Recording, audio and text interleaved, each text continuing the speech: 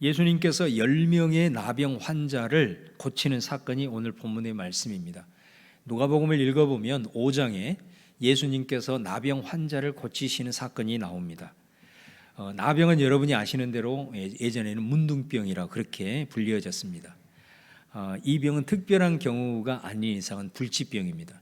그래서 생명이 있음에도 불구하고 몸이 썩어가는 것입니다. 그래서 나중에는 썩어서 눈도 없어지고 코도 없어지고 귀도 없어지고 손도 없어지고 이렇게 하다가 이제 죽음을 맞이하는, 그래서 유대인들은 이거는 완전 하나님께 저주받은 병이다. 그래서 사람들이 가까이 하기를 부정탄다고. 그래서 이 사람들은 어느 한 곳에 격리시키죠. 그래서 몸도 아프고 영혼도 병들고 관계적인 온갖 단절을 한꺼번에 경험하는 정말로 최악의 병이 나병이라고 할 수가 있습니다. 5장에 보면은 예수님이 갈릴리 한 마을에 계시는데 나병 환자가 그냥 치고 들어오는 겁니다. 나병 환자는 격리되었다 그랬잖아요. 어느 정도의 경계가 있습니다. 거기를 넘어오면 안 됩니다. 사람들을 가까이 해서도 안 됩니다. 그런데 이 나병 환자는 그런 것 상관없이 예수님이 계시는 그곳으로 막 들이닥치는 것입니다.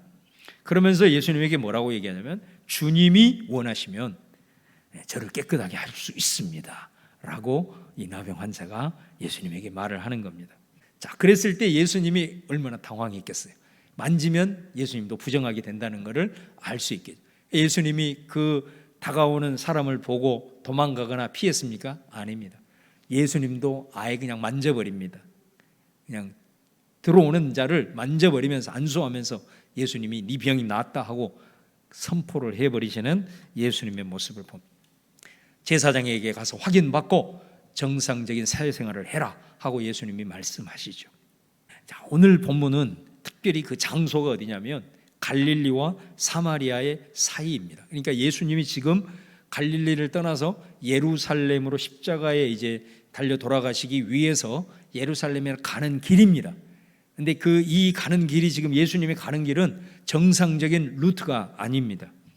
누가복음 9장에도 보면 예수님이 이 예루살렘으로 가는 길에 사마리아 마을을 들어가죠. 근데 그 사마리아 사람들이 예수님을 영접하지 아니했다. 다시 말하면 예수님에게 자기 마을 길을 터주지 않은 겁니다. 그러니까 그 모습을 보고 제자들이 엄청나게 화가 난 거예요. 그래서 예수님에게 말하기를, 주님, 하늘에서 불을 내려서 저놈들 다 살라버립시다. 이 정도로 굉장히 분노했던 그런 사건이 있었습니다. 그러나 예수님은 가만두어라 하면서 그 마을을 돌아서 다른 길을 선택해서 가셨던 것을 봅니다. 그런데 또 사마리아 그 마을을 통과하려고 하는 겁니다. 한번 그런 경험을 했음에도 불구하고, 이 정상적인 루트가 아님에도 불구하고 예수님은 다시 한번 이 사마리아인의 마을로 들어가고 계시는, 뭔가가 어떤 예수님의 의도가 있지 않나 한번 생각을 해보는 거죠. 오늘 12절 말씀해 보시면, 한 마을에 들어가시니 나병 환자 10명이 예수를 만나 멀리 서서. 여기서 보면 한 마을에 들어가셨다. 그러니까 이곳은 유대인의 입장에서 보면 완전히 사마리아 동네니까 소외된 지역이지 않겠습니까?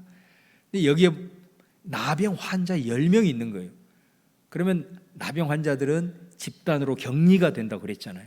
그러니까 이곳은 오늘날로 얘기하면 일종의 나환자촌일 가능성이 많습니다.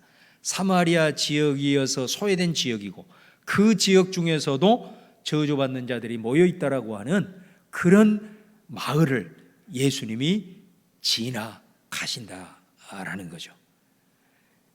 자, 예수님의 이 지나간다는 소식을 어떻게 들었는지 이 나병 환자들이 이번에는 가까이 오지 못하고 멀리 서서 예수님에게 외치기 시작합니다. 13절에 보시면, 소리를 높여 이르되 예수 선생님이여 우리를 불쌍히 여기소서. 자, 그러자 예수님이 이렇게 말을 합니다. 14절에 보시면, 보시고 이르시되 가서 제사장들에게 너희 몸을 보이라 하셨더니 그들이 가다가 깨끗함을 나은지라. 여러분, 5장에서는 예수님이 그냥 오는 환자에게 안수를 하시고 치유를 하셨습니다. 그러고 난 다음에 네 몸을 제사장들에게 가서 보여라, 확인해라, 그리고 정상적인 사회생활을 해라 그랬어요. 근데 오늘은 예수님이 치유해 주지 않았습니다. 치유해 주지 않고 뭐라고 얘기하냐면 제사장에게로 가라. 이 차이점인 거예요. 여러분, 복음서를 읽어보면 예수님이 치유하는 방법도 상당히 다양함을 볼 수가 있습니다. 획일화되지 않았다라는 거죠. 어떤 경우는 환자가 예수님께 목숨 걸고 다가오기도 하고, 어떤 경우는 예수님이 먼저 환자에게 의도적으로 다가가기도 하고, 어떤 경우는 환자가 믿음을 가지고 치유해달라고 예수님께 부탁하기도 하고, 어떤 경우는 그냥 불쌍히 여겨달라고 간청하기도 하고, 예수님도 어떤 경우는 바로 그 즉시 안수하면서 강권적으로 치유해 주시기도 하고, 오늘 같은 경우는 치유하지 않고 도리어 한 가지를 더 요구하시기도 하신다는 거예요. 5장과 비교를 해보면 오늘 본문이 보여주는 아주 중요한 포인트가 여기에 있는 것을 봅니다. 그들이 요구할 때 예수님은 들었습니다. 그런데 예수님은 바로 치유하지 않고 한 가지를 도리어 요구합니다. 제사장에게로 가라, 이렇게 말씀하셨습니다. 제사장은 여러분 문둥병과 관련해서 어떤 역할을 하냐면, 이 사람이 이 병이 치유가 되었는지 안 되었는지, 그래서 이 사람을 계속 격리를 시켜야 되는지 아니면 가족으로 돌아가도 되는지를 결정하는 권한이 누구에게 있냐면 제사장에게 있습니다. 그러니까 지금 치유되지 않는 상태에서 제사장에게 가라, 이렇게 예수님이 지금 말씀하셨다는 거예요. 적어도 이 나병 환자 10명 중에는 9명은 유대인입니다. 그리고 한 사람이 사마리아 사람이거든요.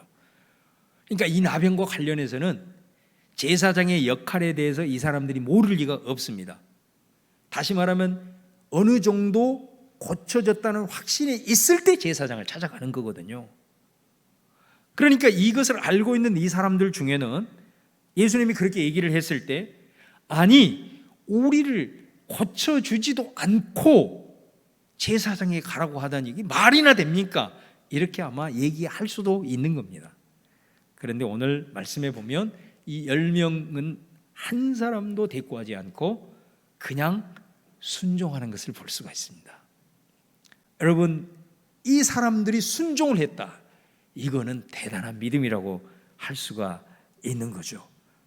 우리가 예수님이 많은 병자들 또 귀신을 쫓아내는 이런 기적들을 많이 베푸시는데, 그 기적에는 몇 가지 패턴이 있어요.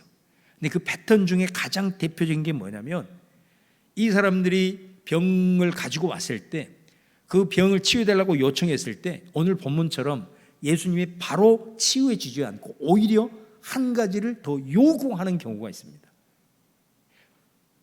그들에게 뭔가를 더 도전을 하십니다. 이런 경우입니다. 자, 그랬을 때 그 사람들이 그 예수님의 말을 듣고 그것에 순종할 때 그 병이 치유가 되는 그런 패턴입니다. 여러분, 이런 예를 몇 가지 찾아보면 구약에도 보면 이 문둥병에 걸렸다 나은 사람 중에 아람 장군 나아만이라는 사람이 있습니다.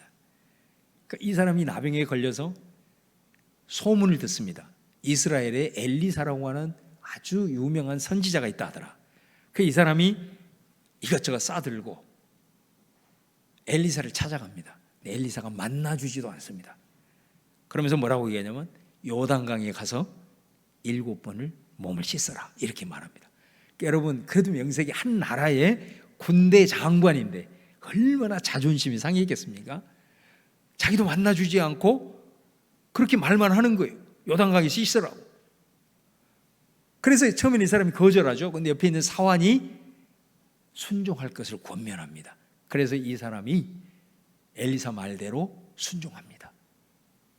요단강가에 가서 몸을 7번 씻을 때 그 나병이 깨끗하게 치유가 되어지는 것을 봅니다. 회당장 야이로라고 하는 사람의 딸이 병들어서 죽게 되었습니다. 아버지가 직접 찾아와서 예수님에게 간청을 합니다. 예수님이 그 얘기를 듣고 그 딸을 치유하기 위해서 그 집으로 갑니다. 가는 길목에 혈루증을 앓는 여인을 만나게 되죠. 그래, 그 혈루증 여인과 대화하고 그 여인을 치유하는 가운데 시간이 지체돼 버린 거예요.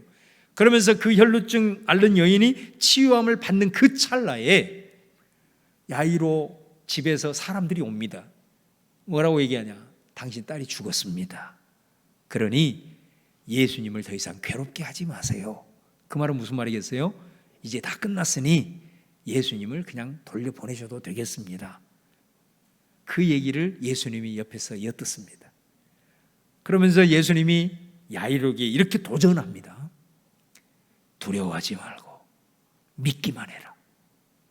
야이로가 어떻게 반응했을까요? 주님, 다 끝나지 않았습니까? 죽었는데 무슨 의미가 있습니까? 이제 내가 당신을 괴롭게 할 생각이 없으니 가던 길을 가셔도 되겠습니다. 이렇게 하셨습니까? 아니에요. 순종했습니다. 예수님의 그 하신 말씀을 믿었습니다. 그리고 예수님과 함께 집으로 갑니다. 그랬을 때에 예수님이 그 유명한 소녀를 보고 죽는 게 아니라 자고 있다 그러면서 달리다쿰 소녀야 일어나라 선포했을 때 그 소녀가 일어난 그런 기적이 일어났던 것을 봅니다. 오늘 이 열병의 나병 환자에게 예수님 안수하지 않았습니다. 그 자리에서 치유하지 않았습니다. 그리고 한 가지를 요구합니다. 제사장에게로 가서 네 몸을 보여라 말했습니다. 그랬을 때 이 환자들은 순종했습니다. 순종하고 제사장에게 가는 길목에 자기 자신들의 몸이 이상함을 느낍니다.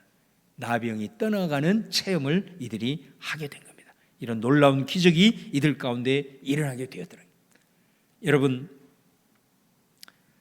순종이 있는 곳에 하나님의 기적이 일어난다. 이게 아주 복음서에서 강조한 중요한 패턴입니다. 여러분, 예수님께서 왜 이 땅에 오셔가지고 그 수많은 기적을 일으켰을까요? 그건 다른 이유가 아닙니다. 하나님의 나라를 보여주기 위함입니다.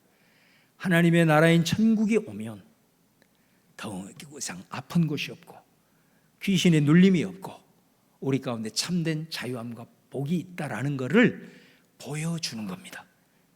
그래서 기적을 일으킨 겁니다. 그리고 그 기적을 일으키면서 너희들도 천국으로 들어와라, 하나님의 나라로 들어올 것을 초대하는 것입니다. 그래서 예수님이 기적을 일으킨 거거든요. 그런데 거기에 보면 그 기적을 일으키는 하나님의 나라를 보여주고 하나님의 나라가 임했다는 것을 증거로 보여주는 그 사건의 중요한 패턴 중에 뭐가 있느냐면 예수님이 요청했을 때 순종하는 믿음이 있습니다. 하나님의 나라에 있어서 이 순종이 얼마나 중요한가라는 것을 잘 보여주는 거죠.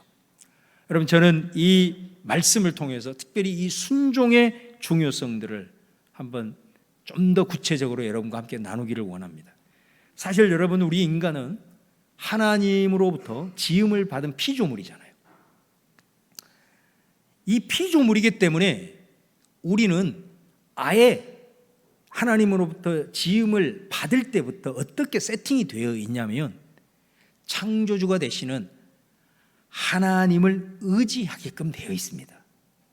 하나님을 의지함으로 그분 안에 있는 무한한 부요함과 풍성함과 생명을 받아서 내 안에 있는 결핍을 채워가며 온전한 복을 누리도록 창조 때 그렇게 세팅이 되어 있습니다. 그게 피조물의 의미입니다. 그런데 우리 인간은 자꾸 하나님을 의지하려고 하지 않습니다. 자꾸 하나님으로부터 독립하려고 합니다. 그래서 내 스스로의 힘으로, 내 스스로의 노력으로 살 것처럼 그렇게 자꾸 하나님을 떠나려고 합니다. 독립하려고 하고 오히려 하나님을 의지하는 것을 수치스럽게 여기기까지 한다라는 것입니다. 여러분, 이게 어떻게 보면 성경이 가지고 있는 가치와 세상의 인본주의의 가치의 가장 큰 차이 중에 하나라고 할 수가 있습니다. 여러분, 왜 우리가 하나님을 의지하지 않고 하나님께 독립을 해서 하나님을 떠나서 내 힘과 능으로 살아가려고 할까요?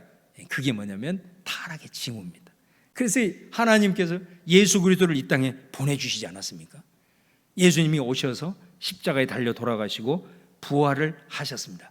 이 십자가는 뭐냐? 바로 이러한 죄성, 하나님을 자꾸 의지하지 아니하고 떠나가려고만 하는 이런 죄성에 대해서 예수님이 희생당함으로 그 죄에 대한 속죄를 이루신 것이 십자가 사건 아니겠습니까? 그러면 예수님이 다시 죽은 지 3일 만에 부활했다라고 하는 것은 뭐를 의미하겠습니까? 우리가 처음 주님이 우리를 지었을 때 타락하기 이전에 우리가 세팅되었던 그 상태로 새롭게 창조되어지는 그것이 바로 부활이 의미하는 것입니다. 그래서 예수님께서 이 땅에 오셔서 십자가로 인하여서 우리의 그 죄성에 대한 속죄를 이루시고 부활하심으로써 이제 우리도 그 예수님을 믿음으로 말미암아 이제 그 주님이 우리를 처음 창조했던 그 새 창조의 역사로 돌아갈 수 있는 그 길을 여신 것이 예수님의 십자가와 부활 사건이다라는 거예요. 그래서 우리가 예수님을 믿게 되면, 그 주님을 영접하게 되면 우리 가운데 예수님과 함께 십자가에 참여하게 되고 예수님과 함께 부활하게 되는 그런 역사가 우리 안에 일어나는 것입니다. 그래서 여러분, 우리가 예수님을 믿음으로 그분의 십자가에 참여한다. 그건 뭐예요? 다른 것이 아닙니다. 우리 안에 있는 하나님을 의지하지 않냐고 자꾸 하나님을 벗어나서 내 힘으로 내 능으로 살려고 하는 이 옛 자아를 십자가에 못 박는 겁니다. 이것이 예수님을 믿음으로써 우리가 십자가에 못 박는 것, 옛 자아를 못 박는 거예요. 그러면 어떻게 되느냐? 나의 옛 자아를 못 박게 되면 우리는 그때부터 주님을 의지하게 되는 겁니다.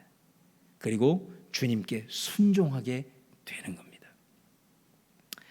그 과정에서 우리 그리스도인들은 고난을 경험하게 되는 거예요. 여러분, 왜 그러냐? 우리가 사실 세상을 살아가면서 하나님의 뜻에 순종해야 되겠다. 또 한 가지는 세상에 길이 있는 거예요. 지금 당장 내가 이 세상 것을 선택을 하면 내게 좋아. 하나님의 것을 선택을 하면 내게 손해야. 그 손해가 그리스도인이 겪는 고난인 거예요. 그래서 그리스도인은 살아가면서 필연적으로 고난을 겪는 거예요. 왜? 하나님의 뜻에 순종하기 위해서는 내가 때로는 손해를 볼 수 있으니까 그 손해를 감수하는 것이 그리스도인의 고난인 거예요. 또 어떤 경우는 내 의지와는 상관없이 내 인생에 고난이 찾아와요. 내 인생에 아픔이 오고 질병이 오고 가난이 오고 실패가 오고, 여러분 그런 경험을 하게 되면 어떻게 됩니까? 그리스도인들이 그런 경험을 하게 되면 어떻게 됩니까? 그런 경험을 하면 할수록 그 사람은 하나님을 더 의지하게 됩니다. 틀림없는 사실입니다. 계속해서 잘 되고 계속해서 성공하는 사람은 인간인 이상 교만할 수밖에 없습니다. 그래서 이 고난은 우리에게 결코 불행한 것이 아닌 거예요. 어떻게 보면 옛 자아를 못 받고 계속해서 새로운 창조의 하나님의 사람으로 계속해서 변화되어져 가는 과정이 우리 그리스도인이 겪는 고난의 과정이라고 하는 거죠. 그러면 하나님께 순종하고 하나님께 의지하는 것이 우리를 처음 만들었던 창조의 세팅이거든요. 그 상태로 돌아가는 거예요. 그럼 어떻게 되느냐? 하나님께 속해 있었던 그 하나님의 무한하신 생명이 들어오게 되는 겁니다. 그리고 그 무한하신 부요함이 우리 가운데 들어오게 되는 겁니다. 그렇게 됨으로써 우리가 어떻게 살아가냐? 이 땅을 살아가면서 하나님의 은혜와 복을 누리게 된다. 이것이 바로 하나님께서 우리를 창조하시고 예수 그리스도의 십자가 부활을 통해서 열어놓으신 길이다 이 말이죠. 완벽하진 않죠. 왜? 그 완벽한 모든 것들은 예수님이 재림하시면 다가오게 될 천국에서 완벽하게 누리게 되지만, 그러나 여러분 꼭 기억하셔야 됩니다. 그렇다고 해서 그리스도인이 세상에서 고난만 받는 게 아닙니다. 십자가를 지는 삶만 사는 게 아닙니다. 우리가 추수를 하게 되면 항상 처음에 첫 번째로 나오는 열매들이 있잖아요. 먼저 나오는 열매들이 있습니다. 그걸 먹는다 그러죠. 첫 열매. 그게 성경은 뭐라고 했냐? 사도 바울이 우리가 주님이 재림하는 날 하나님의 나라의 완벽한 것을 우리가 누리게 되지만, 그럼에도 불구하고 이 땅을 살아가면서도 첫 열매를 먹을 수 있다라고 말합니다.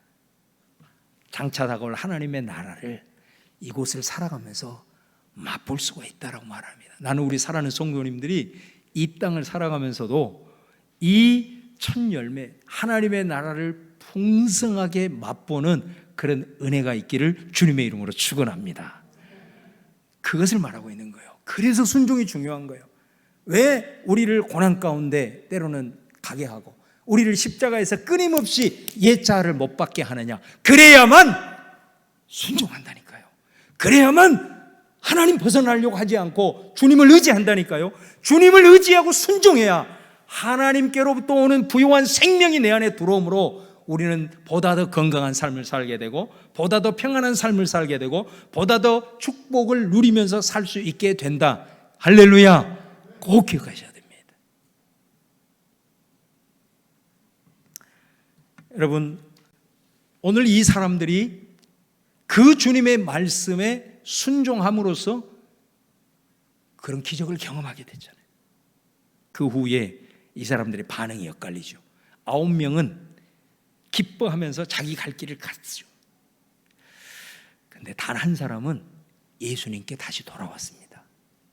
그리고 하나님께 영광을 올려드리면서 예수님께 오늘 말씀해 보면 감사했다, 감사를 표했다.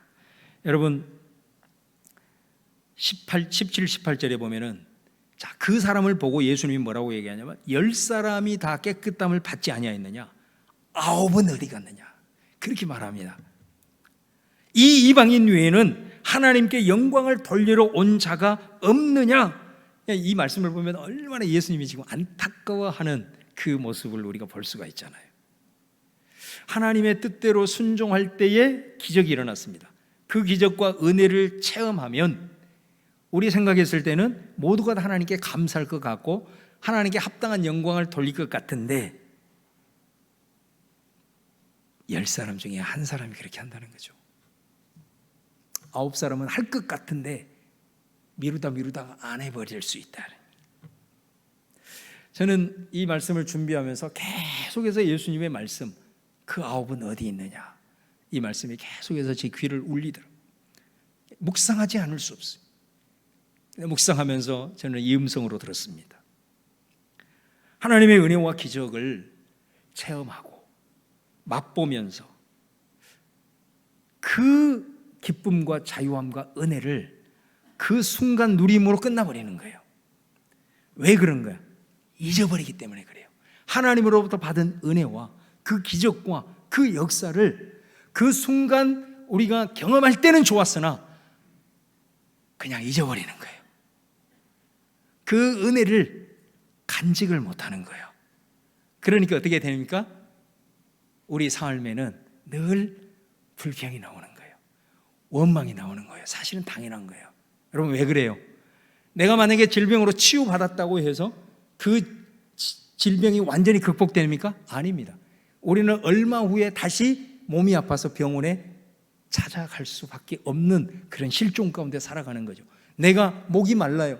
그래서 실컷 생수를 꿀꺽꿀꺽 마셨다고 해서 목마름이 근본적으로 해결됩니까? 아닙니다.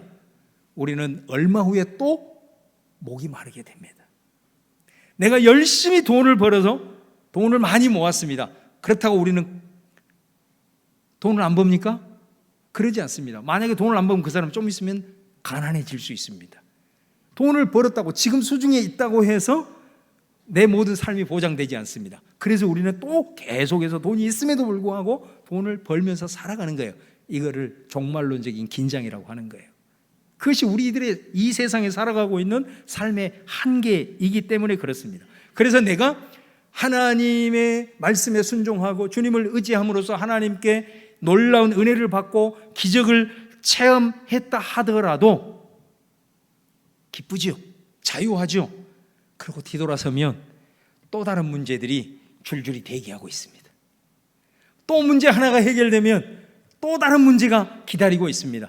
그러니까 우리들의 이 종말론적인 긴장 속에 살아가는 우리들의 삶은 한숨이 가실 길이 없습니다. 늘 원망할 수밖에 없고 불평하는 삶을 살아갈 수밖에 없는 것이 우리들의 삶의 실존이라는 겁니다.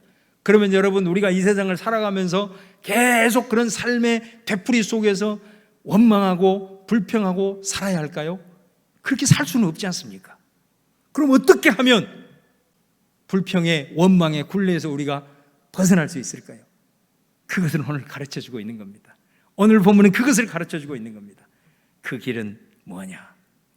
네가 하나님의 은혜를 경험하고 네가 하나님의 기적을 체험하고 순종함으로 하나님의 놀라운 역사를 체험했다면 반드시 감사의 매듭을 지어라. 이것입니다. 오늘 메시지가. 감사의 매듭을 지어야 합니다. 하나님께 영광을 돌리십시오. 하나님께 감사를 올려드리십시오. 그럴 때에 은혜가 기억되는 역사가 일어납니다. 할렐루야. 은혜는 기억이 되어야 감사가 나올 수가 있는 거예요. 우리가 여러분 항상 이런 역사들이 내 삶에서 일어나면 좋겠으나 우리의 삶은 반드시 그렇지만은 않습니다. 그런데 어떤 사람은 계속해서 감사를 올려드립니다. 왜요? 은혜가 간직되어 있으니까 그렇습니다. 은혜를 잊지 않기 때문에 그렇습니다. 그런데 어떤 그런 은혜를 경험하고도 늘 불평을 달고 사는 사람이 있습니다. 틀림없습니다. 은혜를 잊어버리기 때문에 그렇습니다. 은혜를 간직하지 못하기 때문에 그렇습니다. 여러분, 왜 우리가 감사하냐? 왜 우리가 감사의 매듭을 지어야 되느냐? 그거는 은혜를 기억하게 하는 힘이 있습니다. 그래서 감사는 감사를 낳는 겁니다. 할렐루야. 오늘 여러분 이 말씀을 꼭 기억하세요. 하나님 앞에 순종하고 의지함으로 주님께서 베풀어 주신 은혜가 있을 때 감사의 매듭을 꼭 지으십시오. 영광을 주님께 올려드리십시오. 은혜가 기억되는 역사를 통해서 원망과 불평의 사슬들이 극복이 되어지고 감사의 고백들이 한 번, 두 번 늘어나는 그런 놀라운 역사가 여러분의 삶에 일어날 줄로 믿습니다. 여러분, 예수님이 이 감사하러 온 사람이 유대인이 아니에요. 사마리아 사람이요. 많은 사람들에게 조롱받고 굉장히 부정한 사람들이라고 비판을 받는 사람이에요. 그런데 이 사람이 와서 하나님께 영광 올려드리며 감사했어요. 그랬을 때 예수님이 뭐라고 얘기하냐? 내 믿음이 너를 구원했다 그랬습니다. 이 10사람이 다 치유받았지만 누구만 구원을 받았다고 예수님이 선언하냐? 감사하고 하나님께 영광 올려드린 이 사람에게 네 믿음이 너를 구원했다, 그 말을 하고 있는 겁니다. 여러분, 도대체 이 말이 무슨 말일까요? 다른 것이 아닙니다. 이 10명의 중에서 9명의 유대인들은 아까 말씀드린 대로 구원받았다, 나 하나님의 선민이란 말이에요. 택함을 받았단 말이에요. 그럼에도 불구하고 그들의 삶으로 들어가 보니 전혀 감사가 없고 자기 의에 빠져 있고 순전히 불평하고 원망하는 삶을 살아가고 있는 그들이 과연 구원받는 자의 삶이겠느냐? 라는 질문을 던지는 겁니다. 예수님이. 도리어 유대인에게 조롱받고 천대받은 자일지라도 하나님의 은혜 받고 순종함으로 기적 경험하고 작은 하나라도 깨닫고 은혜를 간직하고 감사함으로 올려드리는 그러한 사람, 그게 진짜 구원받은 자가 아니냐? 여러분, 한 가지를 갖고도 먼저 즉시 주님 앞에 감사할 줄 아는 그 사람을 향하여서 네 믿음이 너 구원했다고, 네가 진짜 구원을 누리는 자라고, 앞으로 너의 삶 속에서도 하나님의 은혜와 복을 누리게 될 것이다라고, 감사하는 너의 믿음이 너를 구원했다라는 이 예수님의 말씀을 기억하고 우리 맥주 감사주의를 보내면서 순종과 감사, 이 두 가지를 깊이 묵상하면서 새롭게 거듭나는 하나님의 은혜가 여러분에게 있기를 주님의 이름으로 축원합니다.